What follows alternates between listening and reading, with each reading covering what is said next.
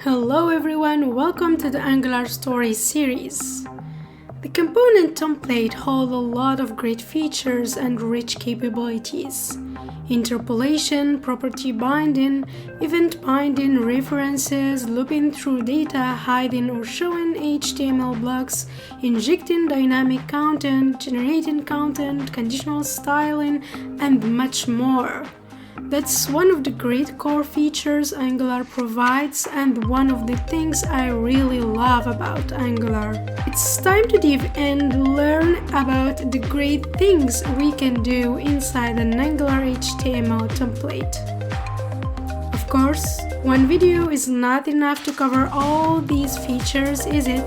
So for this video, we'll focus on three things: interpolation, property binding, and event binding. Ready? Let's go! Interpolation in Angular means embedding expressions into marked up text. We have variables on the class of the component. We want to display them in the template of the component. To do so, simple. We need to use the double curly braces as delimiters. Here is a component that has a property named property1 that is set to my variable value. On the template side, we can display the value of this property by using curly braces. So the rule is simple: always put double curly braces around your property name, and that's what we call interpolation in Angular. Property binding moves a value in one direction from a component's property into a target element property. Not so clear, huh? The easiest way to learn it is to see it. Here is an example: component A and component B. The component A has a property set to my variable value, and component B has an input named here my input property declared with the @input decorator. The component A uses component B in its HTML template and sets the component B input with property1 value. Hence, when executing the code, the displayed content of the component will be: here is my input, my variable.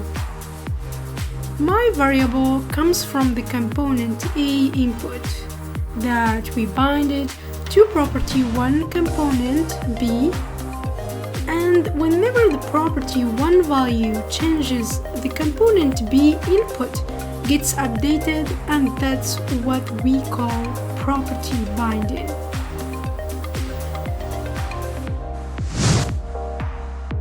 With event binding, we can listen to user interactions and react to their actions. Click, for example, is an event.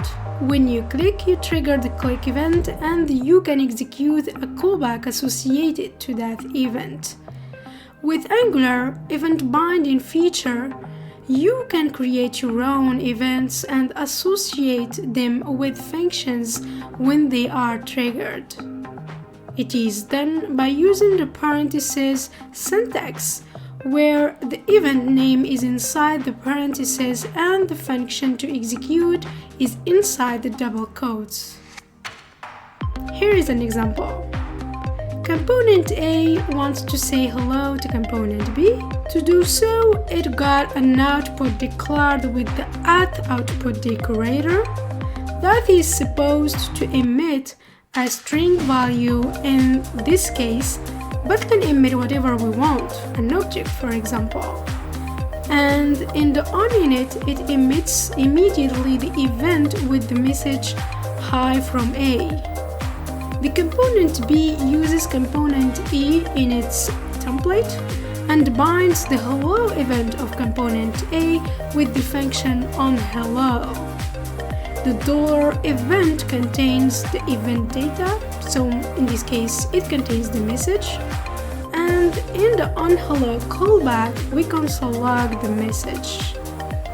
Here the event is emitted at the initialization phase of component A but we can imagine emitting it after a click event, for example, or any other user action, and that's what we call event binding in Angular. Alright, let's sum up.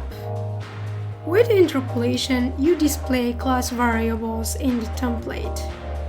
With property binding, we bind a component input with a property from the parent component thanks to the authInput decorator. With event binding, you can bind a function when the child component emits an event thanks to the output decorator. Therefore, property binding is used to provide some inputs and data to a child component. Event binding is used to emit events from the child to the parent component. With input and output, components communicate with each other.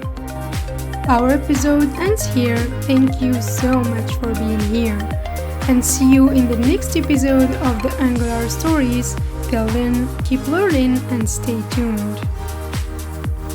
If you like the video, please subscribe to the Web Stories channel, hit like and enable notifications to get notified whenever an episode is out.